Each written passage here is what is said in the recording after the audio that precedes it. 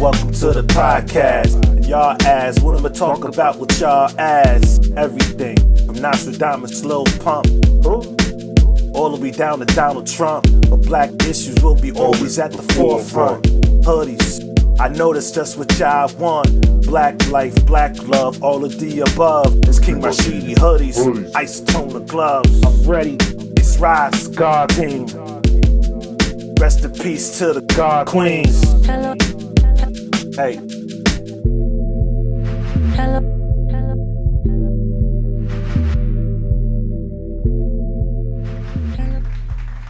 I think I'm ready, bruv. Yerp, what's going on? I want to welcome you all back to another dope-ass episode of Hoodies the Podcast. I'm your host, King Rashidi, and let's go ahead and get up in this thing. First of all, I'd like to start it off again by just once again saying welcome back. Welcome back, and I thank you so much for all you little amount of viewers who do check me out, man. I appreciate y'all. I appreciate when y'all walk up and be like, yo, dope podcast, you was dropping jewels. I appreciate y'all, man. Y'all are dope too. In fact, you're doper. Word up. Check it. Let's get into this thing, man. Last podcast, I talked a whole lot about election time banter. I'd like to reiterate a couple things before moving on to a little something else, right? And I want to start it off by saying, listen, this is mainly for the youth and open-minded / like-minded adults. Most adults' minds are already made up. You know what I'm saying? Your mind is already made up, so you don't give a damn what nobody says. This message isn't for you. All right, so for you youth and like-minded and open-minded adults, you know what I'm saying?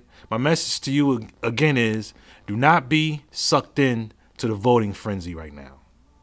Do not be sucked into it. You know what I'm saying? Please think for yourself, right? Keep this in mind too. People usually vote because of what I like to refer to as the triple P and E. All right? What is the triple P and E? The 3 P's are personality, popularity, and party, and the E is emotion. That's the triple P and E. Personality, popularity, party, and emotion. What are those things? Check it. Personality. A lot of times people vote for someone because they dig the personality. President Clinton was a person. He played the saxophone. He wore the dark sunglasses. I remember that years ago. I'm showing my age too. I remember that years ago he was on Arsenio Hall show. I saw him for myself. He played the saxophone and had on the dark glasses. And of course, that's when black folks started. Well, that was one of the reasons why black folks had dubbed him the first black president, which was dumb as hell. Anyway, going off the subject, but it was his personality on top of maybe other things that inspired folk to vote for him. And of course, you already know another thing with Brother Barack. A lot of people, including myself, I was sucked into, to be honest with you, his personality. I remember saying to myself, damn, this dude has, the calmness, or should I say, I don't know, for lack of a better term, the calmness of Brother Martin. However, he had the smile and wit of Brother Malcolm. And that was one of the reasons why I voted for the brother. I didn't know what policies or whatever he stood on. I'm going to be honest with you. So his personality won me over. I'm going to be honest with you.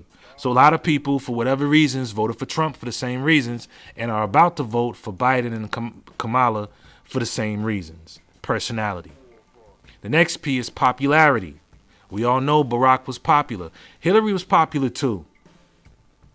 You know what I'm saying? For obvious reasons, she's a woman. Of course, a lot of women and men would like to see a woman in office. Mostly women, though. That's popular. It's different and cutting edge. It's innovative to have a woman in office. So it's popular. Trump was and is popular to a lot of people. So it's Biden and for whatever reasons, they're popular. So people will vote for that reason. The next P is party.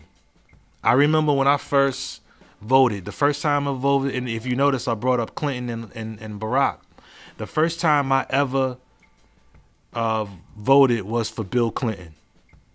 I voted for him, and I remember, I remember feeling, very proactive. I wanted to vote for whatever reasons. At the time, had just turned 18. I wanted to vote. I felt like voting would bring forth I didn't know none of what I knew now. You understand? So I voted for him, and I was told the whole time, vote Democrat. So from that moment forward, myself and a lot of people that I knew voted Democrat. Democrat as far as the president, and then Democrat all across or down, the board. Democrat, Democrat, Democrat, Democrat, Democrat. You know what I'm saying? And I'm almost certain when I say there's a lot of people who do that to this day. They'll vote because of party, be it Democrat or Republican. They don't give a damn about the candidates or what they stand for or what they stand on. It's about party. Okay? And the next thing, of course, is emotion. You already know that. It was emotion with me when I voted for Barack. It was emotion even for Clinton, by it being my first time and all. But with Barack in there, of course, it was all emotion. Just like I'm sure there's a lot of emotion dealing with Trump. For me, with Barack, like I've said a few times before, especially in one of the audios, when I voted for Barack, again, I knew not what he stood on as far as policies and what he'd do if he was president or whatever. If I was president, right? I thought that when Barack got in, this is dumb, right? I thought there would be no more crime. I thought the hood would be popping in a sense that kids could walk around. You know what I mean? Like crime would subside, a great deal with him in there. And I said before, y'all remember the Afrocentric era in hip hop when everybody was walking around with the medallions, the beads and the medallions with Africa on it, and niggas was shouting Zimbabwe, South Africa, Johannesburg, Mozambique. It was Africa this and Africa that. Dudes was cutting the sides but rocking the high top with locks. You know what I'm saying? I was twisting my shit, rocking the beads and the whole nine. The group X Clan came out. That's what I thought life would have been like with Barack in office. I don't know why I thought that, but that's just what I thought. I just thought, yo, we in there now, baby. We in there. And we wasn't. We wasn't in there. So keep that in mind. Again, people usually vote because of the triple P and E. Let's call it an effect. The triple P and E effect. It's personality, popularity, party, and emotion. Okay? So think for yourself, man. Think for yourself, and don't be one of those people. Get the facts if you're going to vote. You dig? All right. Listen, we've heard the things Trump has said in reference to our communities and our schools and things like that. I think, and I'm not quoting him, and don't quote me either, but he said something to the effect of our schools are run down, our neighborhoods are trash, and I'm probably misquoting, but something along those lines. And all I can tell you is, from what I heard, Trump wasn't lying. Our schools are shitty. Our neighborhoods are shitty as well. I think the problem is black folk just don't want to hear it from him. He wasn't lying. However, since everybody's, especially a lot of black folk want to rock with Biden, if nothing else, just to get Trump out of office, let me tell you a couple of things Biden said. You can look these things up for yourself. You can start with a Google, start there, and it'll lead you maybe to a YouTube video or some other article that you can read these things for yourself. Biden said, well, I tell you what, if you have a problem figuring out whether you're with me or with Trump, then you ain't black. Let's think about that for a second. You know what I'm saying? From the sounds of it, and I believe when he said that, he was talking to another black person. I don't know if it was Charlamagne the God or not, but he said it to another black person. Not that it even fucking matters. But to say something like that, it means he is extremely comfortable. This Biden reminds me of the white guy that some black folks allow to say the word nigger around them. That's what he sounds like. To come out your mouth and say that if you got to decide between me and Trump and you black, then you're not black. You know, if you have to decide. For a white man to say something like that, that white man is seriously comfortable, man. And we made him that way. He's also on record for saying that unlike the African American community, with notable exceptions, the Latino community is incredibly diverse. The Latino community is an incredibly diverse community with incredibly diverse attitudes about different things. Again, he says, unlike the African American community with notable exceptions, the Latino community is an incredibly diverse community with incredibly diverse attitudes about different things. What does that mean to y'all? He's basically saying that with the black community, okay, with a couple of exceptions, most of us think alike. Okay? The Latino community is diverse and have different attitudes about different things. Like, they're diverse. And we're this monolithic group that thinks all the same shit. Again, let's keep it real. That white man ain't lying. He is not lying. He is not lying. Think about the number of black folk who are still running around here talking about vote, vote, vote, vote, vote, as if that is the answer for black change. You understand? Black folk talk more about voting than we do about group economics. You understand? If someone's talking about group economics 9 times out of 10, people are going to say, oh, he woke. He one of them woke Hotep niggas. That's what they're going to say about him. Black folk are more inclined to talk about voting than anything else. Look at sports. Look at the uniforms. Everything, the rhetoric is vote, vote, vote, vote, vote. Nobody's teaching you how to vote or a more effective way to vote. I don't even think they themselves know about the policies either candidate stands on. The rhetoric is just to go vote. And that's just one of the many things that we think alike about. Granted, don't get me wrong, not all of us. I don't think like that, and I'm sure a lot of you don't think like that. But from Biden's standpoint, that's what he's seeing, and he ain't wrong. When these candidates, particularly Democrats, go to the black neighborhood, they normally go to some auditorium in the black community or to a black church, and they sing to the choir.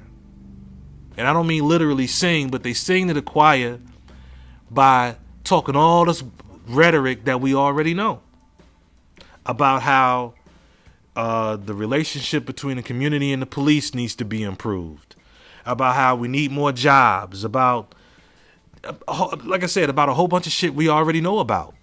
That's all they do. They just regurgitate a whole bunch of shit that we already know. They sing to the choir.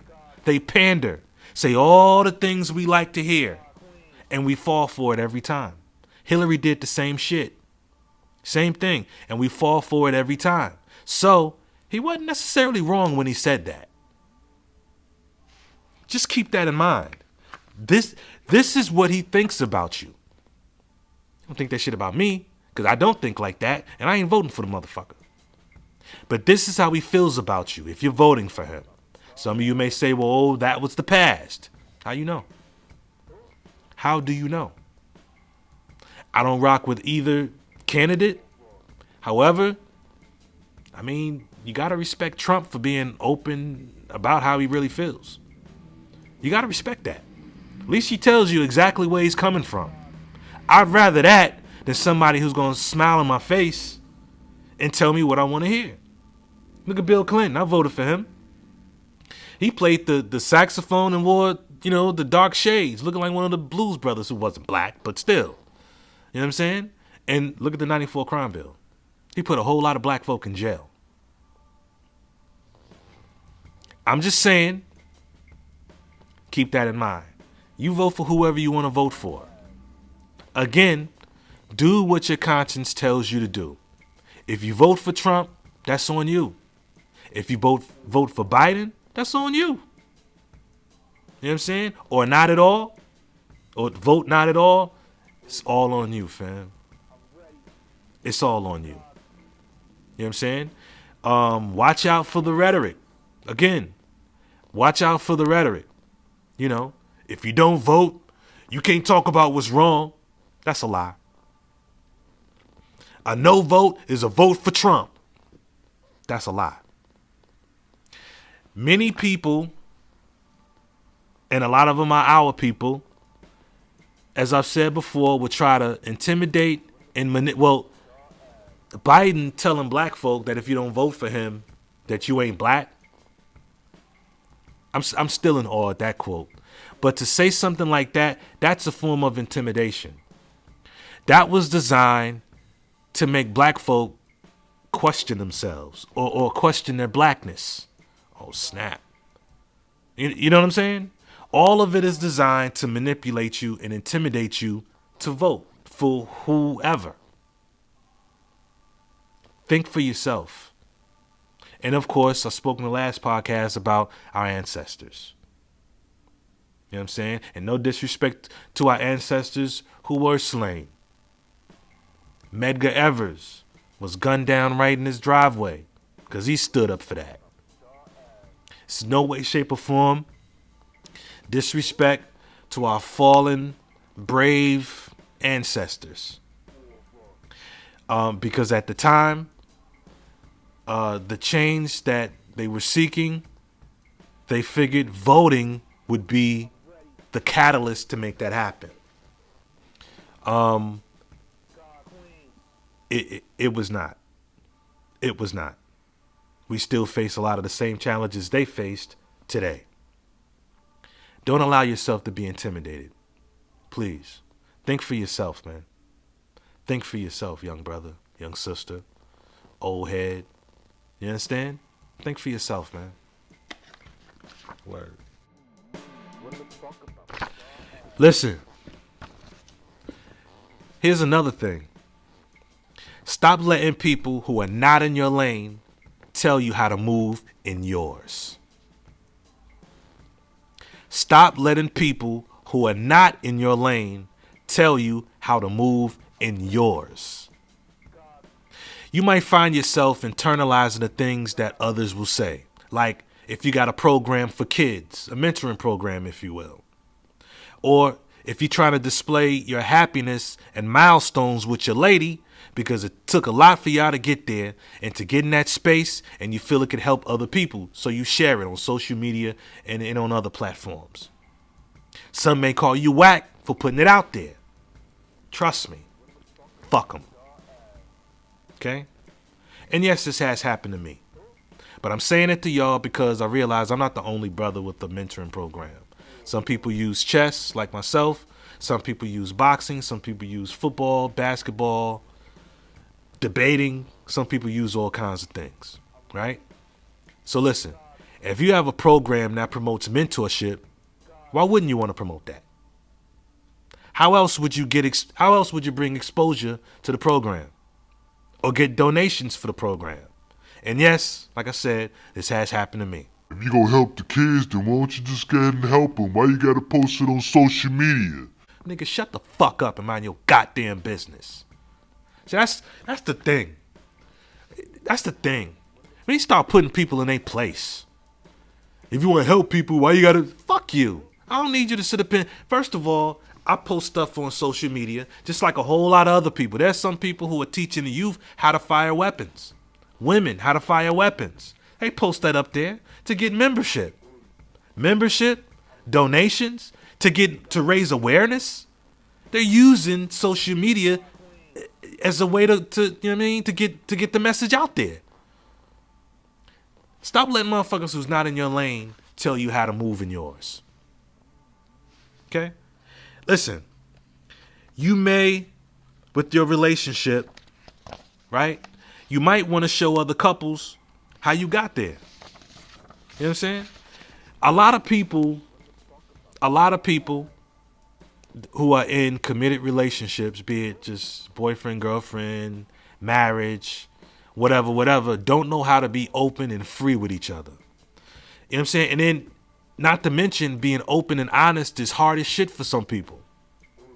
So posting about it on social media could be a means to inspire them to get down like that. You know what I'm saying? I would say to you, keep posting. And that's also another reason why I want to do, or why I'm doing, the love documentary. You know what I'm saying? To shed some light on that. You know, I would see, me personally, I would love to learn how to be free and open with my partner. And I'm going to keep it real with you. I ain't never been faithful. The last time I was faithful, I was going to say my high school sweetheart. But as time went on, infidelity. There may have been maybe one relationship I was in to where I was faithful. And even there's levels to that, because I may have flirted on the phone with another woman. I remember one time, actually no, she may be the exception. I may have been faithful to her. I think I really gave it an honest try with her. I ain't gonna say her name. Yeah, I flirted it here and there, but nothing heavy at all. Right? I remember one time there was a female that I was cool with, and she sent me, this was when memes wasn't necessarily called memes at the time. And she sent me something, and it was a little suggestive. It was, sexually suggestive. Then again, maybe not. I think it was just an adult joke or something like that. And I remember texting her back like, yo, slow this shit down. I don't let her know, like, yo, we need to chill with all the sexual shit. Chill out with that, because I don't want my lady to find out. And of course, she replied like, yo, this wasn't even sexual. And of course, I let her know, look, it took me a while to find this, and I don't want to mess this up. And of course, she's a friend, so, well, at least she was a friend. So, she understood. Other than that, though, I've never been faithful to a woman. I've never been faithful. And listen, this isn't something that I'm proud of. It's not something I'm proud to say. It's not something that I'm bragging about, so I can look good. Yeah, nigga, you know what I'm saying? Nope, not even. You know what I'm saying? I've tried before. Sure, I could say the cause is because of a few things. I could say that. I could say that it's because, I don't know if I think I have. And I have a tendency to repeat myself a lot doing these podcasts and shit, right? But when I was a kid, then, the word I love you wasn't used a lot. And my old man wasn't really around, in the beginning stages. Well, maybe the beginning, but he and my mom divorced. He wasn't around. He was out of there making more babies. So in essence, what I'm saying is, a mother is a boy's first girlfriend. And without making my mom look away, this is all just truth, and I'm just sharing it. So in essence, my first girlfriend didn't really tell me that she loved me. I'm in no way, shape, or form using that as an excuse. However, there's a reason for everything. There is a reason for everything. So I don't necessarily know if I'm using it as a scapegoat or not. I don't know.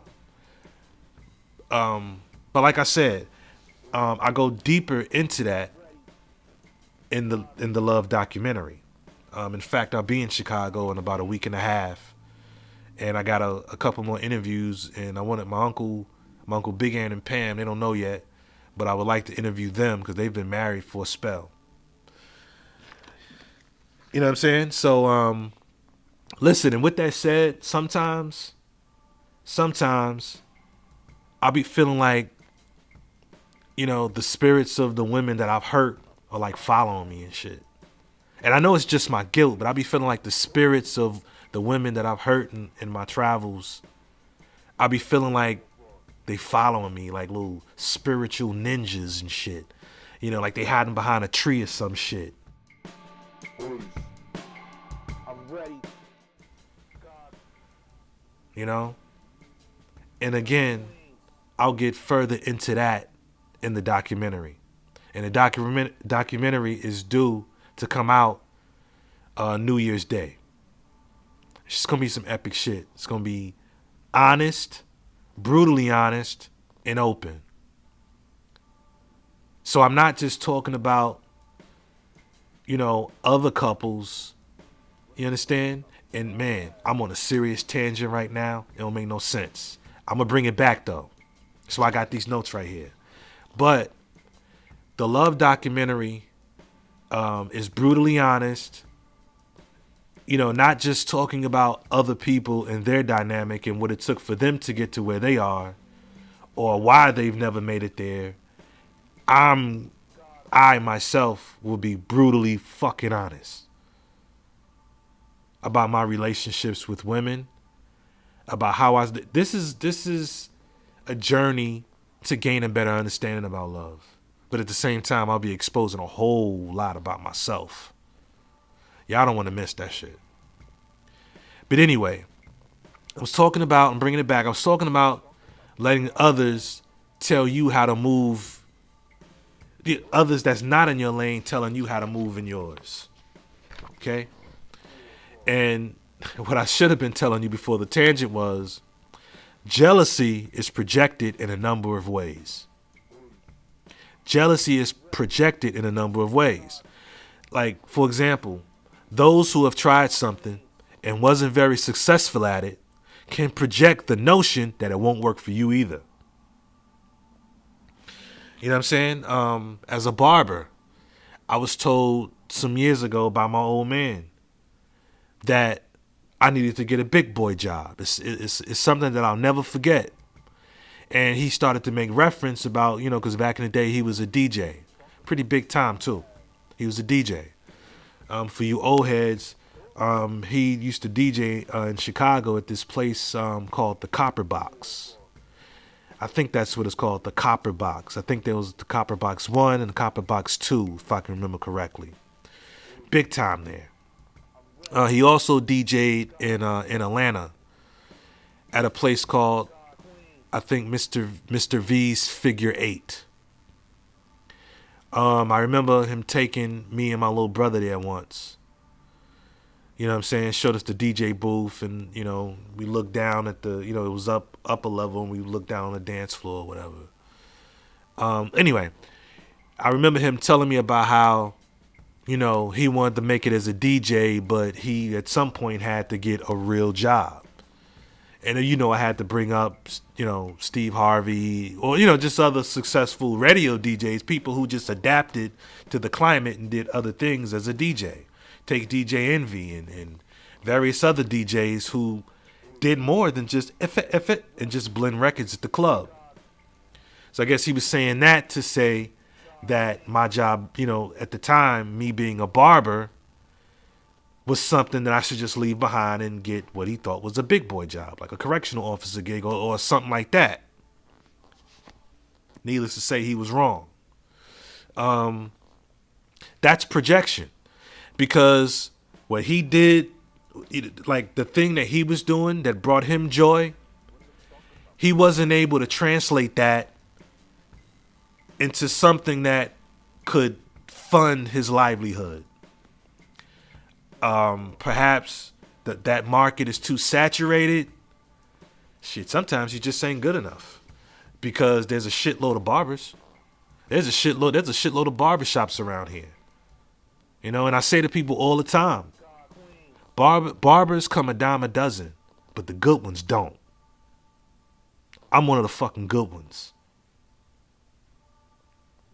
So, that's just an example of how, you know, when people have tried something and it don't work for them, they project off on you, telling you that it won't work for you because it didn't work for them. This is your path. Walk your own path. You know what I'm saying? This is your lane. Walk in that shit. It's your lane. Yours.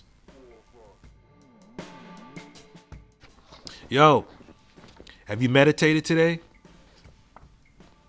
Have you meditated? Have you tapped in? If no, please meditate. Tap in. Get that peace, man. Speaking of pieces, you strapped yet? Are you strapped yet? Listen, there's way too many black folk getting approached by white supremacists.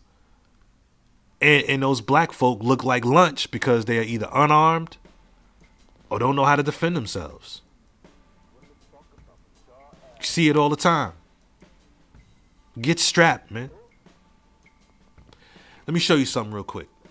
Watch this. Man, why can't you handle like a man? I'm half your size. Why can't you handle like a fucking man then? You don't shit like a fucking man. You don't punch me, bro.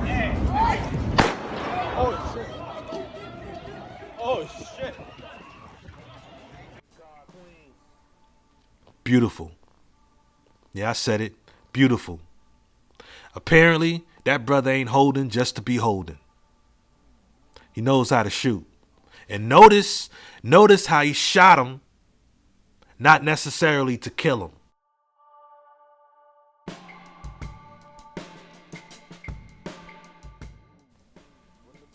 You understand? Pop! Hold that. See what I'm saying? If he didn't have that piece, I'm not saying he wouldn't have whooped some ass, but it was two of them. If he didn't have that piece on him, you understand? It might have been a different outcome. Good for him. Get strapped. Hit the gym. Hit that heavy bag. Learn how to throw an effective punch. Do yourself a favor. Do you and your loved ones a favor. Get strapped and get in that gym, man. Shadow box or something. Meditate on it. Word. Listen, man. This is October. Next month, November 14th to be exact, is the 5-year anniversary of the Skill Youth Chess Club. So this year, my plans are to have our annual commemoration, our annual celebration at a skating rink. Forgot the name of it. It's called the Peninsula Family Skating Center or something like that. So we got lucky, and this year the anniversary is actually on the 14th. It's a Saturday. So finally, the lady there called me back. So it's about $350 for the building, plus I think $275, for skates. $350 is not, a whole lot of money. You understand? But listen, if you would like to donate to this cause, right? If you would like to donate to the 5-year anniversary, I would really appreciate your help at reaching this goal. Again, the goal is $350. If you would like to donate, you can do so by going to cash.me/$SkillYCC. It should be on the screen right now. Again, that's cash.me/$SkillYCC. I thank you in advance for your donation. I thank you in advance for all of you who have donated. I need to put that out there. A lot of you have donated. A lot of the donations go toward upkeep of chess equipment, chess clocks. Once again, I teach them basic self-defense. I've got the pads. I've got the body pads so that they can practice body shots and practice the ones and twos and things of that nature. I'm saying all of this so that you all know that your donations are going toward not only a worthy cause, but it's really been helpful throughout this journey being a mentor. I thank you all for the donations that you've given.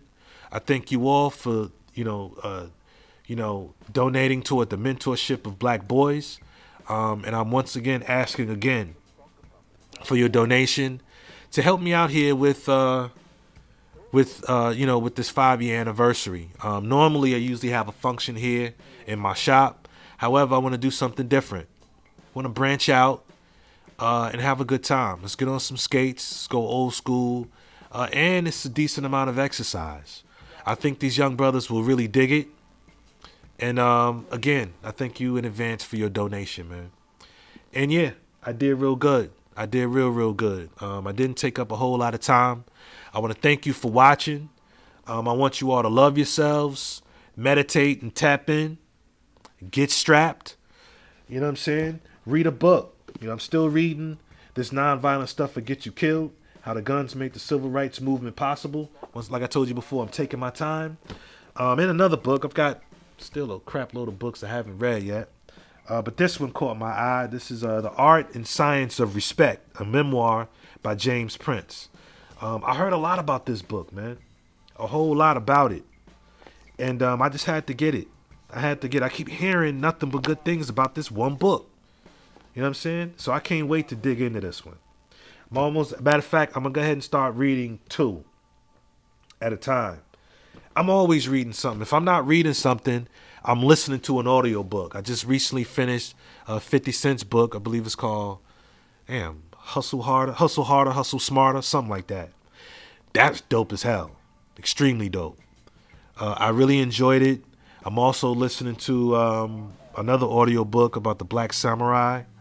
So I stay filling this noodle up with some knowledge, man. So I encourage you all to do the same. I hope some of the things that I share with all of you, I hope they tend to inspire some of you. I hope it gives a lot of you something to think about. And for all of you who think this podcast is trash, you're entitled to your own opinion. That's what's up. But you can eat a dick. Yeah, I said that. So y'all take care of yourselves, man. I love y'all. Real quick, shout out to black men, women, boys, girls, and especially our elders, man. Shout out to the elders. Word. Shout out to the elders. Shout out to y'all, man. I love y'all. Word. I'm King Rashidi. Word. This is Hoodies, man. Peace. To the podcast. What am I talking about? Who? Always at the forefront.